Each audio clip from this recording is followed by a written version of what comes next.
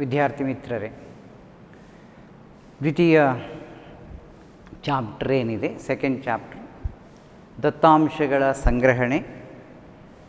ಅದರಲ್ಲಿ ನಾವು ಕಳೆದ ಕ್ಲಾಸಲ್ಲಿ ಸೆನ್ಸಸ್ ಬಗ್ಗೆ ತಿಳ್ಕೊಂಡೆವು. ಜನರಲ್ ಸೆನ್ಸಸ್, ಜನಗಣತಿ, ಅದರ ಮಾಹಿತಿಯನ್ನು ನಾವು ತಿಳ್ಕೊಂಡೆವು. ಹಾಗೆ ಇವತ್ತು ಸ್ಯಾಂಪಲ್ ಸರ್ವೆ ಅಂದರೆ ಏನು, ಅದರ ವಿಧಗಳೇನು, ಹಾಗೆ ಅದರ ಬಗ್ಗೆ ನಾವು ಸ್ವಲ್ಪ ಮಾಹಿತಿಯನ್ನು ತಿಳ್ಕೊಳ್ಳುವ. ಸಾಮಾನ್ಯವಾಗಿ ಸೆನ್ಸಸ್ ಮತ್ತು ಸ್ಯಾಂಪಲ್ ಸರ್ವೆಯ ನಡುವಿನ ವ್ಯತ್ಯಾಸವನ್ನು ಕೇಳ್ತಾರೆ. Give the difference between census and sample survey, ಈ ಥರ ಒಂದು ಕ್ವಶನ್ ಇದೆ. ಹಾಗೆ write a note on general census, ಜನಗಣತಿಯ ಬಗ್ಗೆ ಟಿಪ್ಪಣಿ ಬರೆ. ಹಾಗೆ ಮಾದರಿ ಸಮೀಕ್ಷೆ ಅಂದರೆ ಏನು ವಿವರಿಸಿ ಅಂತ ಒಂದು ಕ್ವಶನ್ ಇದೆ. ಈಗ ಕಳೆದ ಕ್ಲಾಸಲ್ಲಿ ನಾವು ಜನರಲ್ ಸೆನ್ಸಸ್ ಬಗ್ಗೆ ಸಾಕಷ್ಟು ತಿಳ್ಕೊಂಡಿದ್ದೇವೆ, ಜನಗಣತಿಯ ಬಗ್ಗೆ ತಿಳ್ಕೊಂಡಿದ್ದೇವೆ. ಹಾಗೆ ಇವತ್ತು ಮಾದರಿ ಸಮೀಕ್ಷೆ ಅಂದರೆ ಏನು, ಅದರ ವಿಚಾರಗಳ ಬಗ್ಗೆ ಸ್ವಲ್ಪ ತಿಳ್ಕೊಳ್ಳುವ. First meaning of universe or population. ಈ ಸ್ಟ್ಯಾಟಿಸ್ಟಿಕ್ಸಲ್ಲಿ ನಾವು ಜನಸಂಖ್ಯೆ ಅಂದರೆ ಏನು ಎಂಬುದನ್ನು ಅರ್ಥೈಸಿಕೊಳ್ಳುವಾಗ, ಅಥವಾ ಒಂದು ವಿಶ್ವ, ನಾವು ಅದನ್ನು ಇನ್ನೊಂದು ವರ್ಡಲ್ಲಿ ಏನು ಹೇಳ್ತೀವಿ, ಯೂನಿವರ್ಸ್ ಅಂತ ಕರಿತೇವೆ. ವಿಶ್ವ ಅಥವಾ ಯೂನಿವರ್ಸ್, ಅಥವಾ ಜನಸಂಖ್ಯೆ ಅಥವಾ ಪಾಪ್ಯುಲೇಷನ್, ಇದು ಎರಡು ಒಂದೇ. ಯೂನಿವರ್ಸ್ ಮತ್ತು ಜನಸಂಖ್ಯೆ ಎಂಬುದು ಒಂದೇ.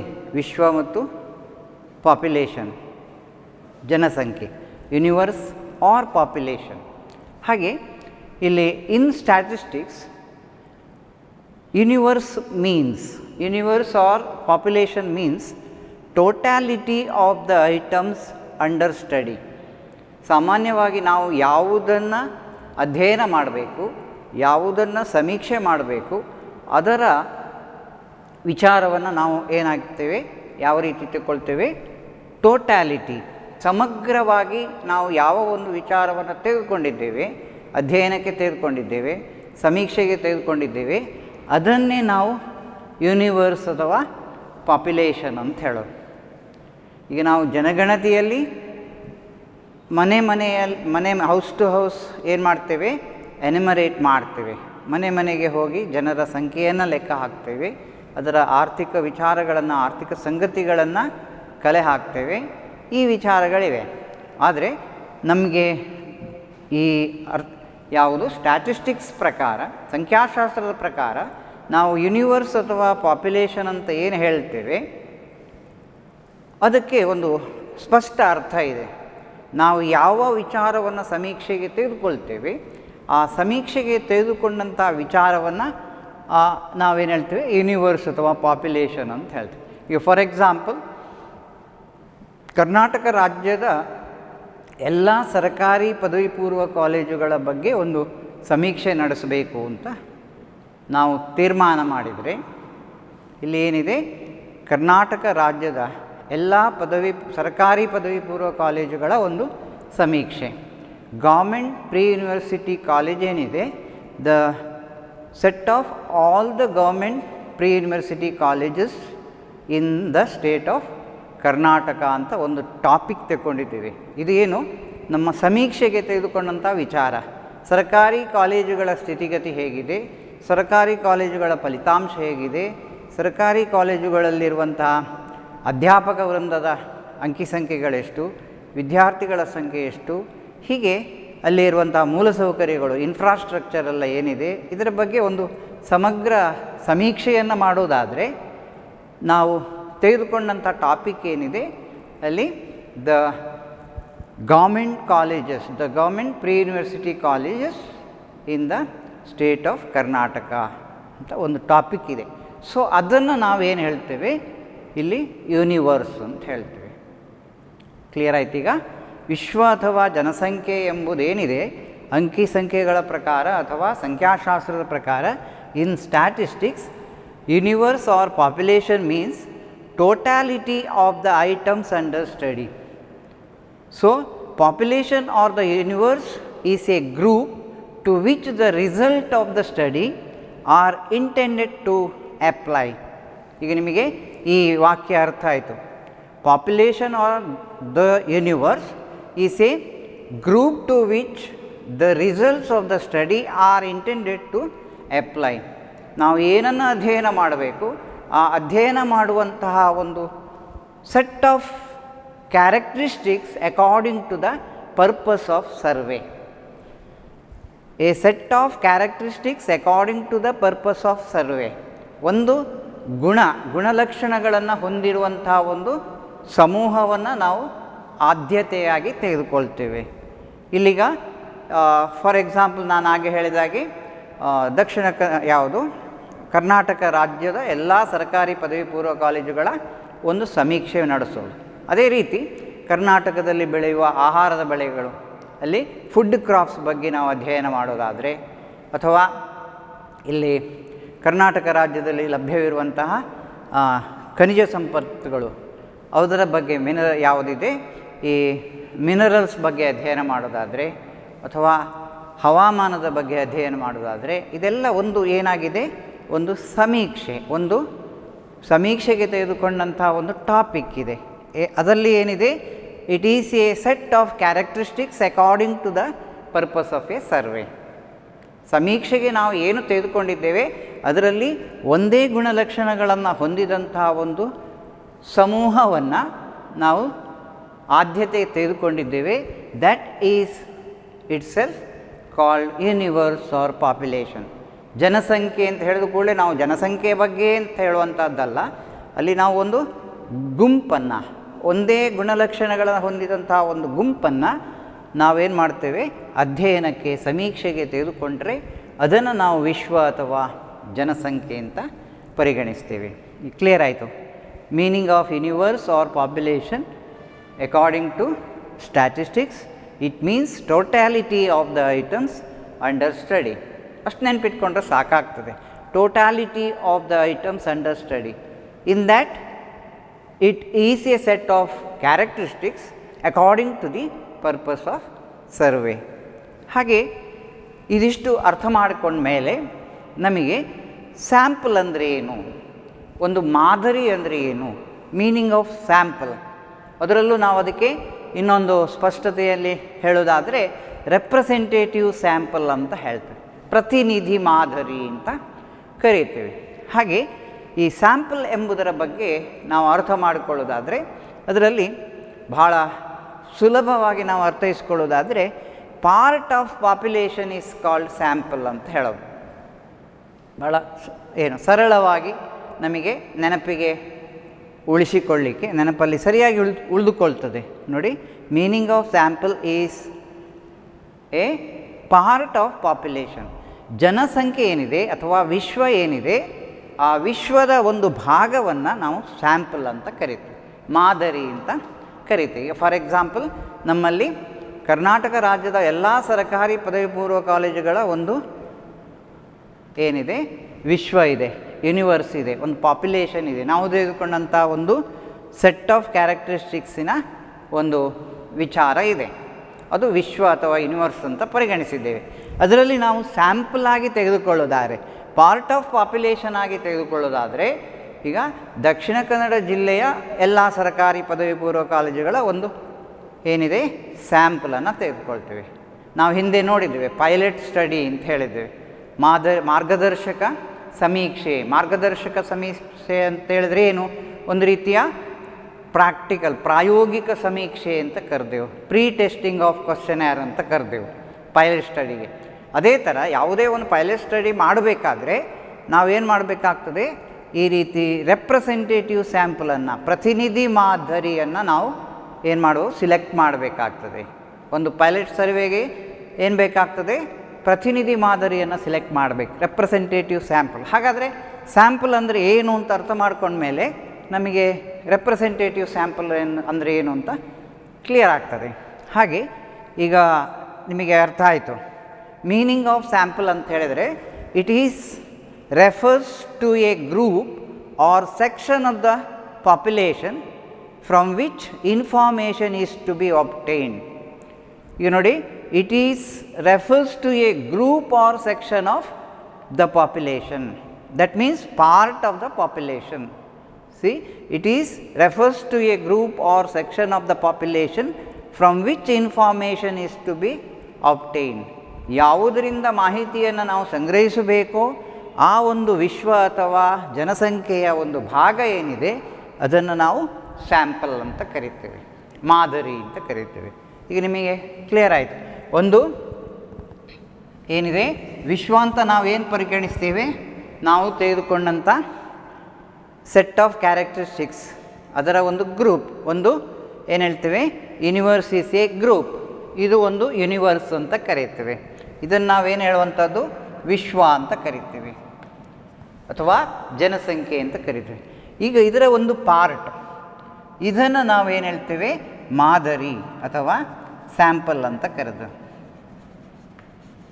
ಮಾದರಿ ಅಥವಾ ಸ್ಯಾಂಪಲ್ ಅಂದರೆ ಏನು ಅಂತ ಈಗ ನಿಮಗೆ ಈ ಕಲ್ಪನೆ ಅರ್ಥ ಆಯಿತು. ಏನದು, ವಿಶ್ವದಲ್ಲಿ ನಾವು ತೆಗೆದುಕೊಂಡಂಥ ಒಂದು ಟಾಪಿಕ್ ಇದೆ, ಅದರಲ್ಲಿ ಒಂದು ಸ್ಯಾಂಪಲ್ ಏನಿದೆ, ಒಂದು ಮಾದರಿ, ಒಂದು ಏನು part of the population, that is called sample ಅಂತ. ಸ್ಯಾಂಪಲ್ ಅಂದರೆ ಏನು ಅಂತ ನಿಮಗೆ ಕ್ಲಿಯರ್ ಆಯಿತು. Part of the population is called sample.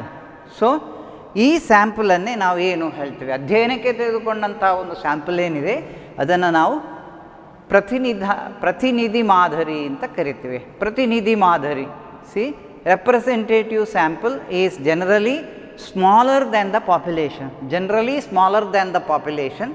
and is capable of providing accurate information of the population. accurate information ಅಂತ ಇಡೀ ವಿಶ್ವದ, ಈಗ ಉದಾಹರಣೆಗೆ ನಾನು ಆಗ ಹೇಳಿದ ಹಾಗೆ ದಕ್ಷಿಣ ಕನ್ನಡ ಜಿಲ್ಲೆಯ ಎಲ್ಲ ಸರ್ಕಾರಿ ಪದವಿ ಪೂರ್ವ ಕಾಲೇಜುಗಳ ಸ್ಥಿತಿಗತಿಗಳನ್ನು ಒಂದು ಮಾರ್ಗದರ್ಶಕ ಸಮೀಕ್ಷೆ ಅಥವಾ ಪೈಲಟ್ ಸಮೀಕ್ಷೆಗಾಗಿ ಪರಿಗಣಿಸಿದರೆ, ಸ್ಯಾಂಪಲ್ ಆಗಿ ನಾವು ಅದನ್ನು ಪರಿಗಣಿಸಿದರೆ, ಇಡೀ ಒಂದು ಸ್ಟೇಟ್, ಇಡೀ ರಾಜ್ಯದ ಎಲ್ಲ ಏನು ಸರ್ಕಾರಿ ಪದವಿ ಪೂರ್ವ ಕಾಲೇಜುಗಳಿಗೆ ಅನ್ವಯಿಸಲಿಕ್ಕೆ ಸಾಧ್ಯವಾಗುವಂತಹ ಮಾಹಿತಿಗಳು ಸಿಗ್ತದೆ. ಅದನ್ನು ಹೇಳೋದು ನೋಡಿ. ಪ್ರತಿನಿಧಿ ಮಾದರಿಯನ್ನು ನಾವು ಪರಿಗಣಿಸುವಾಗ it is generally smaller than the population and is capable of providing accurate information of the population at lower cost and shorter time. ಈಗೇನು ಇಡೀ ಎಲ್ಲ ರಾಜ್ಯಗಳ ಮಾಹಿತಿಯನ್ನು ಕಲೆಕ್ಟ್ ಮಾಡಲಿಕ್ಕೆ ಹೆಚ್ಚು ಸಮಯ ತೆಗೆದುಕೊಳ್ತದೆ. ಕಾಸ್ಟ್ ಅಲ್ಲಿ ಏನಾಗಿದೆ, ಅದು ದುಬಾರಿಯಾಗಿದೆ. ವೆಚ್ಚವು ಏನಾಗಿರ್ತದೆ, ಅದು ಹೆಚ್ಚಾಗಿರ್ತದೆ. ಆದ್ದರಿಂದ ಲೋವರ್ ಕಾಸ್ಟ್ ಆ್ಯಂಡ್ ಶಾರ್ಟರ್ ಟೈಮಲ್ಲಿ ನಾವು ಒಂದು ಸಮೀಕ್ಷೆ ಮಾಡಬೇಕಾದ್ರೆ, ಒಂದು ಅಧ್ಯಯನ ಮಾಡಬೇಕಾದ್ರೆ, ಯಾವುದೇ ಒಂದು ಆರ್ಥಿಕ ಸಂಗತಿಗಳು, ಇಕನಾಮಿಕ್ ಯೂನಿಟ್ಸ್ ಏನಿದೆ ಅಥವಾ ನಾವು ಆರ್ಥಿಕ ಸಂಗತಿಗಳನ್ನು ಅಧ್ಯಯನ ಮಾಡುವಂಥ ವಿಚಾರಗಳು, ನಾನು ಆಗ ಹೇಳಿದಾಗೆ ಏನು, ಒಂದು ರಾಜ್ಯದ ಆಹಾರದ ಬೆಳೆಗಳು, ವಾಣಿಜ್ಯ ಬೆಳೆಗಳು, ಹಾಗೆ ಜನಸಂಖ್ಯೆ, ಅದೇ ರೀತಿ ನಿರುದ್ಯೋಗದ ಸಮಸ್ಯೆ, ಜನರ ಆದಾಯ, ಹೀಗೆ ಬೇರೆ ಬೇರೆ ವಿಚಾರಗಳು ನಮಗೆ ಆರ್ಥಿಕ ಸಂಗತಿಗಳಾಗಿ ಸಿಗ್ತವೆ. ಇಕನಾಮಿಕ್ ಫ್ಯಾಕ್ಟ್ಸ್ ಇದೆ, ಇಕನಾಮಿಕ್ ಯೂನಿಟ್ಸ್ ಅಂತ ನಾವು ಅದನ್ನು ಕರೀತೇವೆ. ಹಾಗೆ ಆ ಆರ್ಥಿಕ ಸಂಗತಿಗಳನ್ನು ನಾವು ಸಮರ್ಪಕವಾಗಿ ಲೋವರ್ ಕಾಸ್ಟ್ ಮತ್ತು ಶಾರ್ಟರ್ ಟೈಮಲ್ಲಿ ಅಧ್ಯಯನ ಮಾಡಿ ಅದನ್ನು ಏನು ಮಾಡ್ತೇವೆ, ಸಾರ್ವತ್ರೀಕರಣಗೊಳಿಸಲಿಕ್ಕೆ, ಯೂನಿವರ್ಸಿಫಿಕೇಷನ್ ಮಾಡಲಿಕ್ಕೆ ನಮಗೆ ಈ ರೀತಿಯ ಸ್ಯಾಂಪಲ್ಗಳನ್ನು ನಾವು ಗುರುತಿಸಿಕೊಳ್ಳೋದು, ಆಯ್ಕೆ ಮಾಡಿಕೊಳ್ಳೋದರ ಅವಶ್ಯಕತೆ ಇದೆ. ಹಾಗಾಗಿ ಸ್ಯಾಂಪಲ್ ಸರ್ವೆಯಲ್ಲಿ ನಾವು ಪಾಪ್ಯುಲೇಷನ್ ಅಂದರೆ ಏನು, ಸ್ಯಾಂಪಲ್ ಅಂದರೆ ಏನು ಅಂತ ಅರ್ಥ ಮಾಡ್ಕೊಂಡ್ಮೇಲೆ ಅದರಲ್ಲಿ ಪ್ರತಿನಿಧಿ ಮಾದರಿಯನ್ನು ನಾವು ಸಿಲೆಕ್ಟ್ ಮಾಡಿಕೊಂಡು ಸಮೀಕ್ಷೆಗಳನ್ನು ನಡೆಸ್ತೇವೆ. ಇದಿಷ್ಟು ನಾವು ತಿಳ್ಕೊಂಡ ವಿಚಾರಗಳು. ಇಲ್ಲೀಗ ಜನರಲ್ ಸೆನ್ಸಸ್ ಏನಿದೆ, ಸೆನ್ಸಸ್ ಮತ್ತು ಸ್ಯಾಂಪಲ್ ಸರ್ವೆಯ ನಡುವಿನ ವ್ಯತ್ಯಾಸ ಏನು ಅಂತ ಕೇಳಿದರೆ, ಅಂದರೆ ಏನು, what is census, what is the meaning of census, what is the meaning of survey, ಇಷ್ಟು ಬರೆದ್ರೆ 2 ಮಾರ್ಕ್ಸಿನ ಪ್ರಶ್ನೆ ಇದೆ, ನಿಮಗೆ ಸ್ಪಷ್ಟವಾಗಿ ತಿಳ್ಕೊಂಡ್ರೆ ಬರೀಲಿಕ್ಕೆ ಆಗ್ತದೆ. ಈಗ ನಿಮಗೆ ಇದರಲ್ಲಿ ಯಾವುದೇ ಡೌಟ್ಸ್ ಇಲ್ಲ ಅಂತ ಕಾಣ್ತದೆ, ಎಲ್ಲವೂ ಕ್ಲಿಯರ್ ಆಯಿತು. ಸ್ಯಾಂಪಲ್ ಸರ್ವೆ ಅಂದರೆ ಏನು, ಅದರಲ್ಲಿ ಸ್ಯಾಂಪಲನ್ನು ನಾವು ಯಾವುದರಿಂದ ಆಯ್ಕೆ ಮಾಡಿಕೊಳ್ತೇವೆ, ಆ ಆಯ್ಕೆ ಮಾಡಿಕೊಳ್ಳುವಂಥ ವಿಚಾರದಲ್ಲಿ ಯೂನಿವರ್ಸ್ ಅಥವಾ ಪಾಪ್ಯುಲೇಷನ್ ಅಂತ ಹೇಳಿ ನಾವು ಯಾವುದನ್ನು ಪರಿಗಣಿಸ್ತೇವೆ, ಹಾಗೆ ಆ ಪಾಪ್ಯುಲೇಷನ್ನ ಒಂದು ಭಾಗವಾಗಿ, ವಿಶ್ವದ ಒಂದು ಭಾಗವಾಗಿ ಮಾದರಿಯಾಗಿರ್ತದೆ. ಏನದು? Sample is the part of population ಅಂತ ಕನ್ಸಿಡರ್ ಮಾಡಿದೆವು. ಪಾರ್ಟ್ ಆಫ್ ಪಾಪ್ಯುಲೇಷನನ್ನು ನಾವು ಏನು ಹೇಳ್ತೇವೆ? ರೆಪ್ರೆಸೆಂಟೇಟಿವ್ ಸ್ಯಾಂಪಲ್ ಅಂತ ಹೇಳ್ತೇವೆ, ಪ್ರತಿನಿಧಿ ಮಾದರಿ ಅಂತ ಹೇಳ್ತೇವೆ. That representative sample is generally it is a smaller group or it is smaller than the population and is capable of providing accurate information of the population at lower cost and shorter time ಅಂತ ಇಷ್ಟು ವಿಚಾರಗಳನ್ನು ನೀವು ಹೇಳ್ತಾ ಹೋದರೆ ಕ್ಲಿಯರಾಗಿ 2 marks ನಿಮಗೆ ಸ್ಪಷ್ಟವಾಗಿ full marks ಸಿಗ್ತದೆ. ನಾವು ಸ್ಯಾಂಪಲ್ ಸರ್ವೆ ಅಂದರೆ ಏನು ಅಂತ ತಿಳ್ಕೊಂಡ ಮೇಲೆ ನಾವು ರೆಪ್ರೆಸೆಂಟೇಟಿವ್ ಸ್ಯಾಂಪಲನ್ನು ಸೆಲೆಕ್ಟ್ ಮಾಡಿದ ಮೇಲೆ ಈ ಸ್ಯಾಂಪ್ಲಿಂಗ್ ಮಾಡುವ ವಿಧಾನಗಳು, ಅದರ ಟೈಪ್ಸ್ ಆಫ್ ಸ್ಯಾಂಪ್ಲಿಂಗ್ ಅಂಥೇಳಿ ನೆಕ್ಸ್ಟು ಟಾಪಿಕ್ ಇದೆ. ಟೈಪ್ಸ್ ಆಫ್ ಸ್ಯಾಂಪ್ಲಿಂಗ್, ಮಾದರಿಯ ವಿಧಗಳು. ಈ ಪ್ರತಿನಿಧಿ ಮಾದರಿಯನ್ನು ನಾವು ಹೇಗೆ ಗುರುತಿಸಿಕೊಳ್ತೇವೆ ಎಂಬುದು ನೋಡಿದ್ದೇವೆ. ಆ ಗುರುತಿಸಿಕೊಳ್ಳುವಂಥ ಸಂದರ್ಭದಲ್ಲಿ ನಾವು 2 ವಿಧಾನಗಳಲ್ಲಿ ಆ ಸ್ಯಾಂಪಲನ್ನು ಸೆಲೆಕ್ಟ್ ಮಾಡ್ತೇವೆ. ಅದರಲ್ಲಿ there are 2 types of sampling. One is random sampling, Kannada ಯಾದೃಚ್ಛಿಕ ಅಥವಾ ಅನಿಶ್ಚಿತ ಮಾದರಿ ಅಂತ ಹೇಳ್ತೇವೆ. ರ್ಯಾಂಡಮ್ ಆಗಿ, ಯಾದೃಚ್ಛಿಕ ಅಥವಾ ಅನಿಶ್ಚಿತ. ನಾವು ಹಿಂದಿನ ಗಣಿತದ ವಿಚಾರಗಳಲ್ಲಿ ಸಂಭವನೀಯತೆ ಅಂತ ಹೇಳಿದ್ದೇವೆ. ಈಗ ಒಂದು ಡೈಸನ್ನು ನಾವು ಏನು ಮಾಡ್ತೇವೆ? ಹಾರಿಸಿದಾಗ ಯಾವುದು ನಂಬರ್ ಬೀಳಬಹುದು, ಅಲ್ಲಿಗ 6 ಫೇಸಲ್ಲಿರುವಂಥ 6 ನಂಬರ್ಗಳು ಏನಾಗಿವೆ? ಬೀಳುವ ಸಾಧ್ಯತೆ ಇದೆ. 6ರಲ್ಲಿ ಯಾವುದಾದ್ರೂ ಒಂದು ಅಲ್ಲಿ ಆಯ್ಕೆ ಮಾಡಿಕೊಳ್ಳಿಕ್ಕೆ ನಮಗೆ ಒಂದು ಅವಕಾಶ ಸಿಗ್ತದೆ. ಅದೇ ರೀತಿ ರ್ಯಾಂಡಮ್ ಸ್ಯಾಂಪ್ಲಿಂಗ್ ಅಂತ ಹೇಳುವಂಥದ್ದು ಅಲ್ಲಿ ಅನಿಶ್ಚಿತ ಮಾದರಿ. ಯಾವುದು ಬೀಳಬಹುದು, ಯಾವ ನಂಬರ್ ಬೀಳ್ತದೆ ಅದು ನಮಗೆ ಊಹೆ ಮಾಡಲಿಕ್ಕೆ, ಪ್ರಿಡಿಕ್ಟ್ ಮಾಡಲಿಕ್ಕೆ ಕಷ್ಟ. ಹಾಗೆ ನಾವು ರ್ಯಾಂಡಮ್ ಆಗಿ ಸಿಲೆಕ್ಟ್ ಮಾಡುವಂಥದ್ದು. ನಾವು ತೆಗೆದುಕೊಂಡಂಥ ಸ್ಯಾಂಪಲ್ ಏನಾಗಿರಬೇಕು?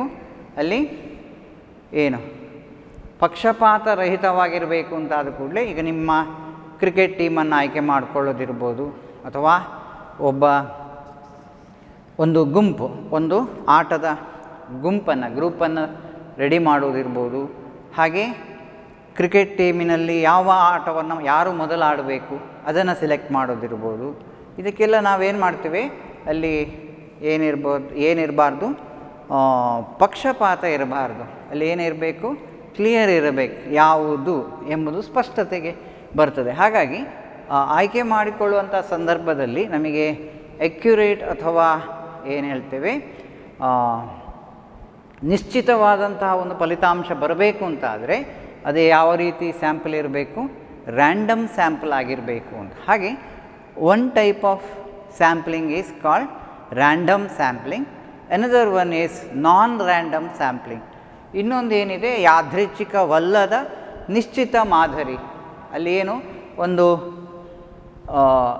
ಏನು ಹೇಳ್ತೇವೆ ರ್ಯಾಂಡಮೈಸ್ ಮಾಡದೆ ತೆಗೆದುಕೊಂಡಾಗ ಏನಾಗ್ತದೆ ಅಲ್ಲಿ ಕೆಲವರಿಗೆ ಅದು ತೊಂದರೆ ಆಗುವ ಸಾಧ್ಯತೆ ಇದೆ, ಅಥವಾ ನಮಗೆ ಬರುವಂಥ ರಿಸಲ್ಟ್ ಏನಿದೆ ಅದು ಒಂದು ಪರಿಪೂರ್ಣವಾದಂತಹ ಅಕ್ಯುರೇಟ್ ನಿಖರವಾದಂತಹ ಒಂದು ರಿಸಲ್ಟ್ ಆಗಲಿಕ್ಕೆ ಸಾಧ್ಯ ಇಲ್ಲ. ಹಾಗೆ 2 ವಿಚಾರಗಳಿದೆ, 2 ರೀತಿಯಲ್ಲಿ ಸ್ಯಾಂಪಲ್ ತೆಗೆದುಕೊಳ್ಳಿಕ್ಕೆ ಅವಕಾಶಗಳಿದೆ.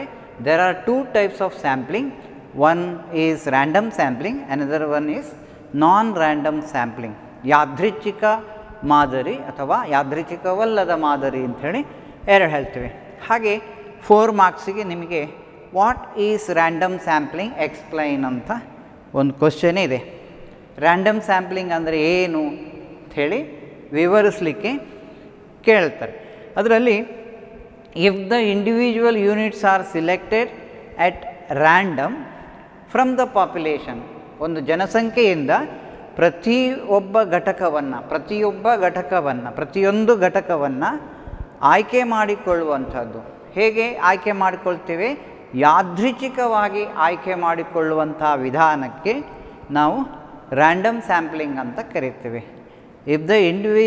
ಇನ್ random sampling, if the individual units are selected at random from the population. ಈಗ ಒಂದು ತರಗತಿಯಲ್ಲಿ ಒಂದು ಗ್ರೂಪ್ ಕ್ರಿಕೆಟ್ ಟೀಮನ್ನು ನಾವು ಆಯ್ಕೆ ಮಾಡಿಕೊಳ್ಬೇಕಾದ್ರೆ ನಾವೇನು ಮಾಡ್ತೇವೆ? ಒಂದು ಯೂನಿವರ್ಸ್ ಅಂತ ಹೇಳೋದು.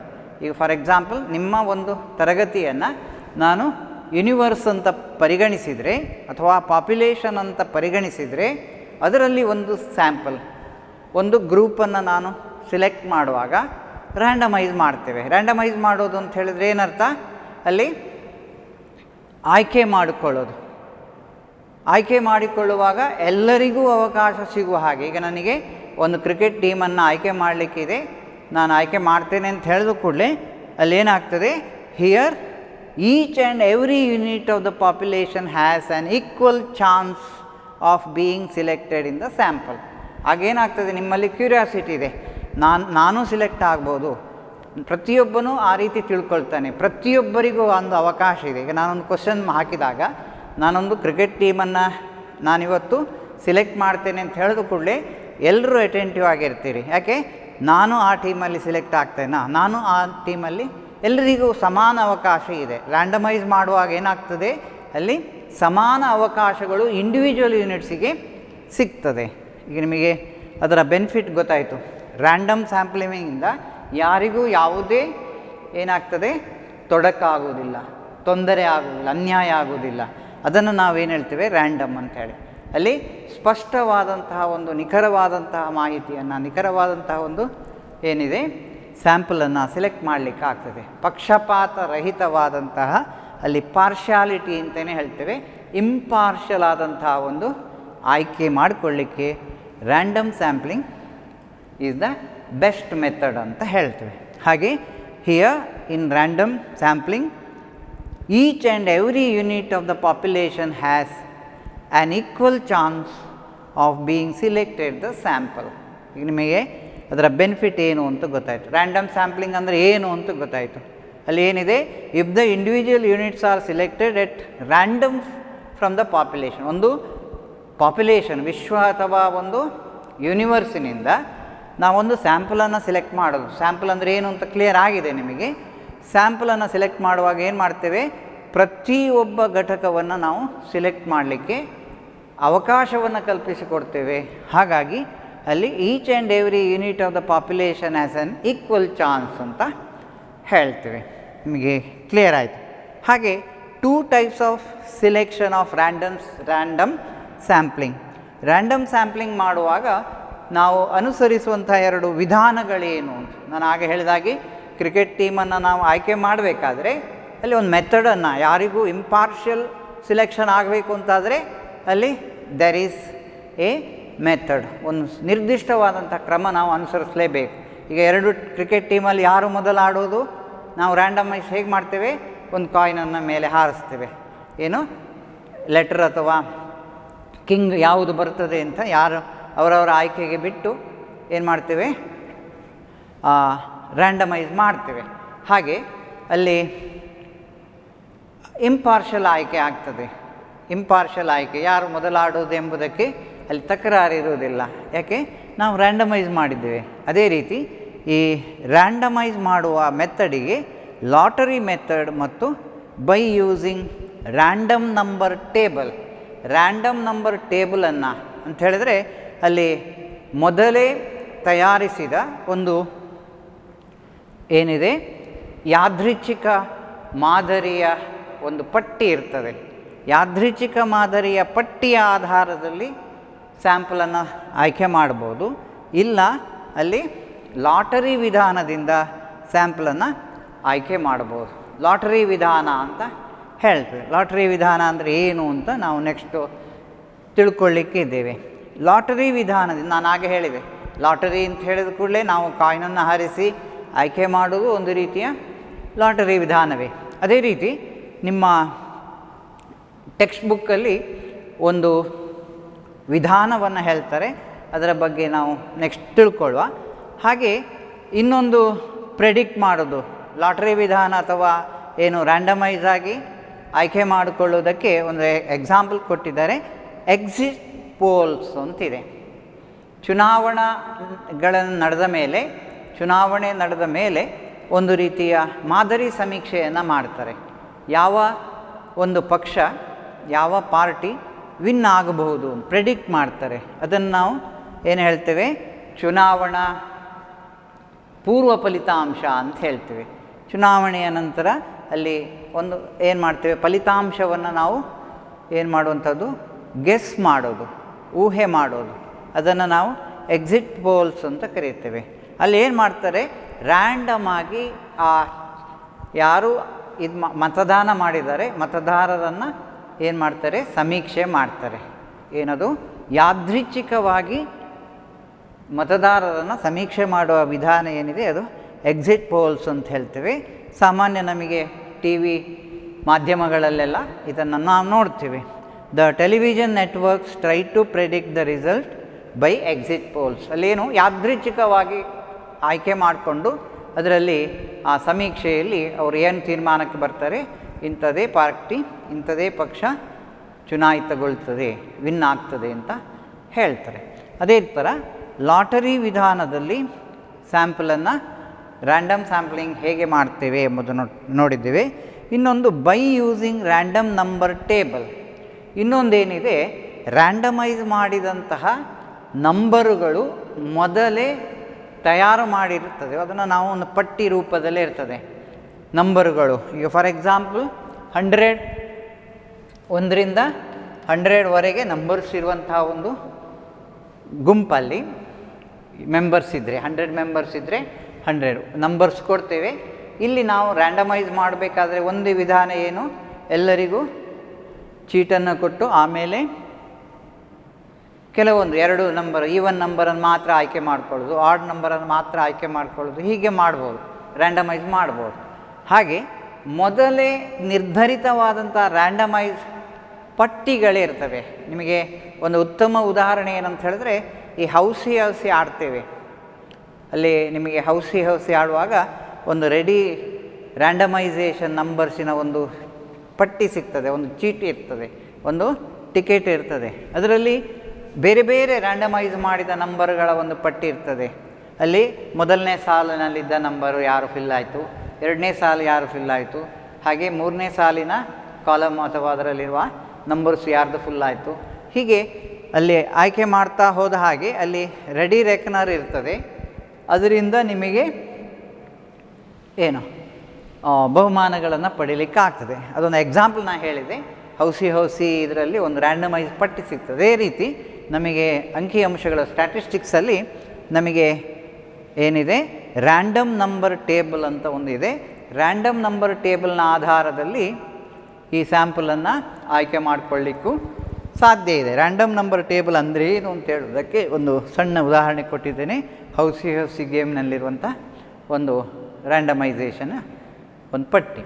ಹಾಗೆ ಈ ವಿಚಾರಗಳನ್ನು ನಾವು ತಿಳ್ಕೊಂಡಾಗ ಟೈಪ್ಸ್ ಆಫ್ ಸ್ಯಾಂಪ್ಲಿಂಗಲ್ಲಿ ಸ್ಯಾಂಪ್ಲಿಂಗ್ ಮಾಡುವುದು ಹೇಗೆ, ಮಾದರಿ ಸಮೀಕ್ಷೆಯಲ್ಲಿ ಮಾದರಿಗಳನ್ನು, ಪ್ರತಿನಿಧಿ ಮಾದರಿಗಳನ್ನು ಆಯ್ಕೆ ಮಾಡಿಕೊಳ್ಳುವುದು ಹೇಗೆ ಎಂಬುದನ್ನು ತಿಳ್ಕೊಂಡೆವು.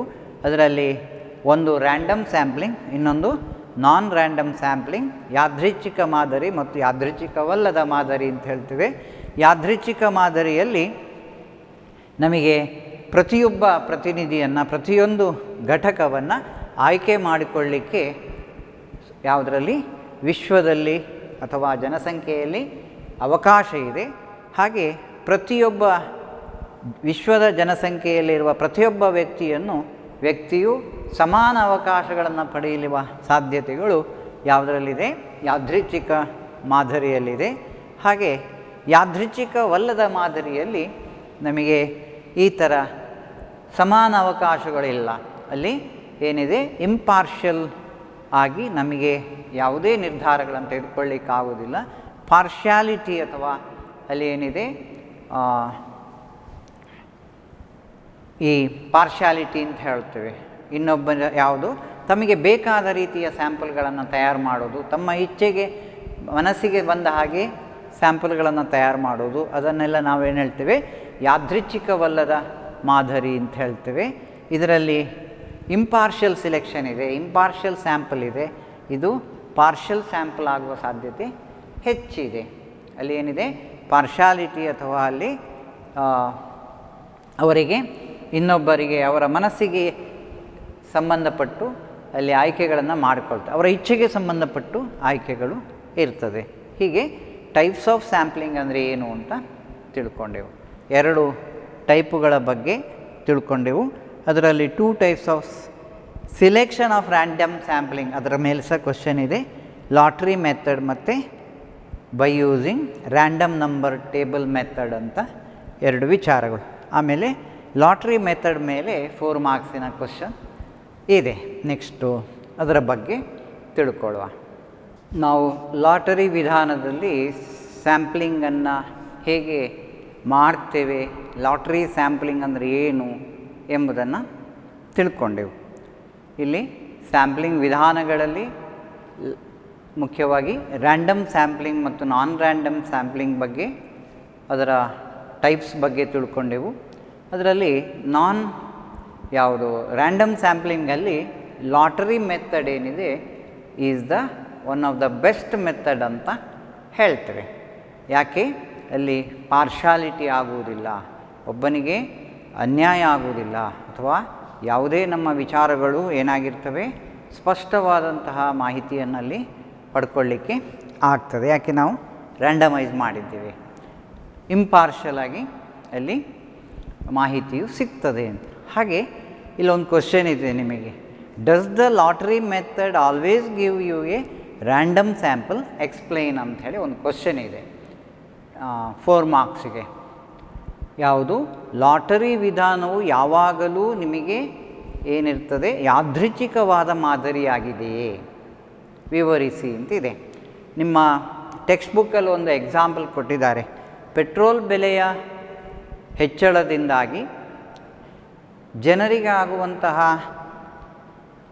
ತೊಂದರೆಗಳು, ಇದರ ಬಗ್ಗೆ ಒಂದು ಮಾಹಿತಿ ಅಥವಾ ಸಮೀಕ್ಷೆ ನಡೆಸಿ ಅಂತ ಒಂದು ಕ್ವಶನ್ ಇದೆ. ಅದರಲ್ಲಿ ಒಂದು ಎಕ್ಸಾಂಪಲ್ ಇದೆ. ಅದರಲ್ಲಿ ಏನಿದೆ, ಒಂದು ಹಳ್ಳಿಯನ್ನು ಮಾದರಿಯಾಗಿ ತಿಳ್ಕೊಂಡು ಆ ಹಳ್ಳಿಯಲ್ಲಿರುವಂತಹ ಒಂದು 300 ಮನೆಗಳ ಆಯ್ಕೆಯನ್ನು ಮಾಡ್ತಾರೆ. 300 ಮನೆಗಳಲ್ಲಿ ರ್ಯಾಂಡಮೈಸ್, ಪ್ರತಿಯೊಂದು ಮನೆಗಳನ್ನು ಆಯ್ಕೆ ಮಾಡುವಾಗ ಅಲ್ಲಿ ಏನು, ಆ 300 ನಂಬರ್ಸ್ ಏನಿದೆ, 300 ನಂಬರ್ಸ್ ಏನಿದೆ, ಅದನ್ನು ಪೇಪರಲ್ಲಿ ಏನು ಮಾಡ್ತಾರೆ, ಬರೆದು ಯಾವ ಮನೆಗಳನ್ನು ಆಯ್ಕೆ ಮಾಡಿಕೊಳ್ಳೋದು, ಸಮೀಕ್ಷೆಗೆ ಆಯ್ಕೆ ಮಾಡಿಕೊಳ್ಳೋದು ಅಂಥೇಳಿ ಲಾಟರಿ ವಿಧಾನವನ್ನು ಅನುಸರಿಸ್ತೀವಿ. ಇಲ್ಲಿ ನೋಡಿ, ಲಾಟರಿ ವಿಧಾನದಲ್ಲಿ ಯಾಕೆ ನಮಗೆ ರ್ಯಾಂಡಮ್ ಸ್ಯಾಂಪಲ್ ಆಗ್ತದೆ, ಯಾದೃಚ್ಛಿಕ ಮಾದರಿ ಆಗ್ತದೆ ಎಂಬುದಕ್ಕೆ ನಾವು ಹೇಳೋದಾದರೆ ಆನ್ಸರ್ ಏನು ಬರೀತೇವೆ, does the lottery method always give you a random sample, yes ಅಂತ ಹೇಳ್ತೇವೆ. ಯಾಕೆ? ನಮಗೆ ಯಾದೃಚ್ಛಿಕ ಮಾದರಿ ನಮಗೆ ಯಾವಾಗಲೂ ಒಂದು ಉತ್ತಮ ಮಾದರಿ ಆಗ್ತದೆ, one of the good type of method ಅಂತ ಹೇಳ್ತೇವೆ, ಲಾಟರಿ ಮೆಥಡ್. ಅದರಲ್ಲಿ lottery method always give random sampling. ಯಾಕೆ ಹೇಳಿದರೆ, ಲಾಟರಿ ಮೆಥಡಲ್ಲಿ here all the individual units of the population are has equal chance, ಎಲ್ಲರಿಗೂ ಒಂದು ಸಮಾನ ಅವಕಾಶಗಳಿದೆ. ನಾನು ಆಗ ಹೇಳಿದಾಗೆ ಒಂದು ಟೀಮನ್ನು ನಾವು ರೆಡಿ ಮಾಡುವಾಗ ಪ್ರತಿಯೊಬ್ಬರೂ ತಾನು ಆಯ್ಕೆ ಆಗ್ತೇನೆ, ತನ್ನನ್ನು ಆಯ್ಕೆ ಮಾಡ್ತಾರೆ ಎಂಬಂಥ ಒಂದು ಸಮಾನ ಅವಕಾಶಗಳು ಅಲ್ಲಿ ಲಭ್ಯವಾಗ್ತದೆ. ಹಾಗೆ ಆ ಮೆಥಡ್ ಏನು ಹೇಳ್ತೇವೆ, ಯಾವ ರೀತಿ ನಾವು ಆಯ್ಕೆ ಮಾಡ್ತೇವೆ ಎಂಬುದು ನಿಮ್ಗೆ ಗೊತ್ತಿದೆ. ಆಲ್ರೆಡಿ ನೀವು ಆಯ್ಕೆ ಮಾಡುವಂಥ ವಿಧಾನಗಳನ್ನೆಲ್ಲ ಅರ್ಥ ಮಾಡ್ಕೊಂಡಿದ್ದೀವಿ. ನಾವು ಥಿಯರಿಯಲ್ಲಿ ಪಾಠದ ರೂಪದಲ್ಲಿ ಕಲಿಯುವಾಗ ಅಲ್ಲಿ ಏನಿದೆ, ನಂಬರ್ಡ್, ಅವರನ್ನು ನಂಬರ್ ಮೂಲಕ ಗುರುತಿಸ್ತೇವೆ, ಅಥವಾ ಅವರ ಹೆಸರನ್ನು are named in slips of ಪೇಪರ್ನಲ್ಲಿ ಬೇರೆ ಬೇರೆ ಸ್ಲಿಪ್ಪಿನಲ್ಲಿ ಅವರ ಹೆಸರು ಅಥವಾ ನಂಬರನ್ನು ಬರೆದು ಫೋಲ್ಡೆಡ್ ಆ್ಯಂಡ್ ಮಿಕ್ಸ್ಡ್ ಯೂನಿಫಾರ್ಮ್ಲಿ ಏನು ಮಾಡ್ತೀವಿ, ನಾವು ಮಿಕ್ಸ್ ಮಾಡ್ತೀವಿ. ಲಾಟ್ರಿ ಹಾಕೋದು ಹೇಗೆ ಅಂತ ಗೊತ್ತಿದೆ ನಿಮಗೆ, ಚೀಟುಗಳನ್ನು ಎತ್ತುವಂಥದ್ದು, ಲಕ್ಕಿ ಡಿಪ್ ಡ್ರಾ ಮಾಡೋದು, ಇದೆಲ್ಲ ನಾವು ಮಾಡ್ತೀವಿ. ಸಣ್ಣ ಪುಟ್ಟ ಕಾರ್ಯಕ್ರಮಗಳಲ್ಲೆಲ್ಲ ಹಣಕಾಸನ್ನು ಒಟ್ಟು ಮಾಡುವಂಥ ವಿಧಾನದಲ್ಲಿ ಲಕ್ಕಿ ಡ್ರಾ ಎಲ್ಲ ಮಾಡ್ತೇವೆ. ಅಲ್ಲೇನು ಆ ಡ್ರಾ ಮಾಡೋ ಸಂದರ್ಭದಲ್ಲಿ ನಂಬರ್ ಅಥವಾ ಹೆಸರುಗಳನ್ನು ಏನು ಮಾಡ್ತೇವೆ, ಸ್ಲಿಪ್ ಆಫ್ ಪೇಪರ್ಸಲ್ಲಿ ಬರೆದು ಆಮೇಲೆ paper folded and mixed uniformly mix ಮಾಡಿ a random selection of slips is made to get desired sample size. ನಾವೇನು ಮಾಡ್ತೇವೆ, ಒಂದು 10 ಜನರನ್ನು ಆಯ್ಕೆ ಮಾಡುವಾಗ 10 ಸ್ಲಿಪ್ಪನ್ನು ಆಯ್ಕೆ ಮಾಡ್ತೇವೆ. ಹೀಗೆ 10 ಅಲ್ಲಿ 10 ಏನಿದೆ ಕುಟುಂಬಗಳನ್ನು ಆಯ್ಕೆ ಮಾಡಿಕೊಂಡು ಆ 10 ಕುಟುಂಬಗಳಿಗೆ ಒಂದು ಸ್ಯಾಂಪಲ್, ಒಂದು ರ್ಯಾಂಡಮ್ ಸ್ಯಾಂಪಲ್ ಅಂತ ಪರಿಗಣಿಸಿಕೊಂಡು ಅದರ ಆಧಾರದಲ್ಲಿ ನಾವೇನು ಮಾಡ್ಬೋದು, ಸಮೀಕ್ಷೆಗಳನ್ನು ಮಾಡ್ಬೋದು. ಹಾಗಾಗಿ ಅಲ್ಲಿ ಏನಿದೆ, lottery method always gives random sampling ಅಂತ ಹೇಳ್ತೇವೆ. ನಮಗೆ ಅಲ್ಲಿ ಕನ್ಕ್ಲೂಷನ್ ಏನು ಬರಲಿಕ್ಕೆ ಸಾಧ್ಯ ಇದೆ, ಲಾಟರಿ ಮೆಥಡ್ ಏನಾಗಿದೆ ನಮಗೆ ಉತ್ತಮವಾದಂಥ ವಿಧಾನ ಆಗಿರ್ತದೆ.